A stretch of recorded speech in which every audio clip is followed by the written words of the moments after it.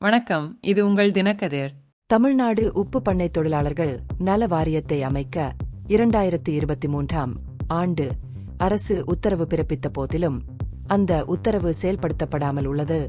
இதன் விளைவாக இன்னும் ஒரு வருடமாக தொழிலாளர் துறை மாநில உடலுழைப்பு தொழிலாளர் நல வாரியம் மூலம் உப்பு பண்ணை தொழிலாளர்களுக்கான பருவமழை நிவாரணத்தை விநியோகிக்க தொடங்கியுள்ளது.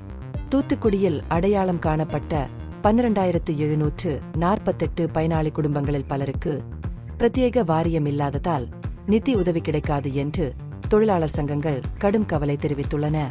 2022ஆம் ஆண்டில் மாநில அரசு பருவமழை நிவாரண உதவி திட்டத்தை தொடங்கி தமிழ்நாடு முழுவதும் உப்பு பண்ணை தொழிலாளர்களில் ஈடுபட்டுள்ள 16,562 குடும்பங்களுக்கு தலா 5,000 ரூபாய் வழங்கியது.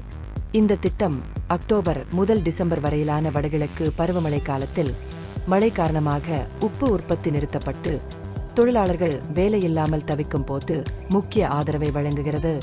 இந்த ஆண்டு இந்த நிவாரணத் தொகைக்காக அரசாங்கம் 6.37 கோடி ரூபாயை விடுவித்துள்ளது. இது வெள்ளிக்கிழமை முதல் தூத்துக்குடி உப்பு அங்காடி தொழிலாளர்களின் வங்கிக் கணக்குகளில் வரவு வைக்கப்பட்டுள்ளது.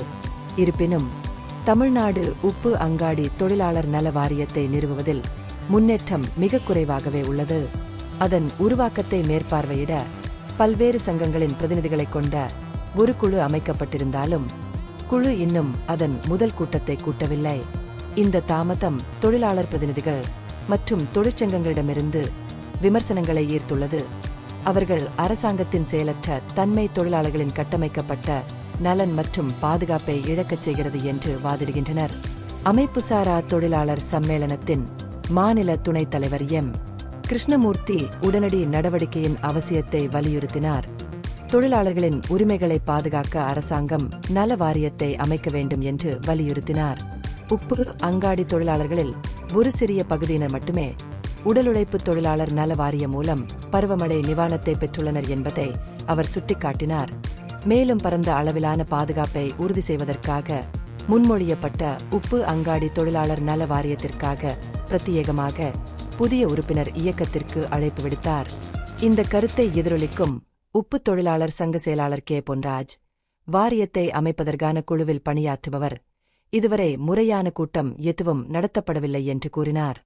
தொழிலாளர் குறைகளை நிவர்த்தி செய்வதற்கும் நலத்திட்டங்களை திறம்பட செயல்படுத்துவதற்கும் அனைத்து உப்பு தொழிலாளர்களுக்கும் சரியான நேரத்தில் நிதி உதவி கிடைப்பதை உறுதி செய்வதற்கும் செயல்பாட்டு நல வாரியம் மிக முக்கியமானதாக இருக்கும் என்று அவர் வலியுறுத்தினார்.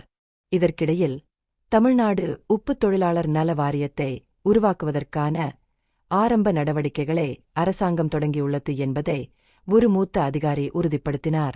இந்த பகுப்பாய்வு நுண்ணறிவுள்ளதாக கண்டால் முக்கியமான அரசியல் முன்னேற்றங்கள் குறித்த கூடுதல் புதுப்பிப்புகளுக்கு லைக் செய்யவும், ஷேர் செய்யவும், சப்ஸ்கிரைப் செய்யவும். இது உங்கள் தினக்கதிர். நன்றி.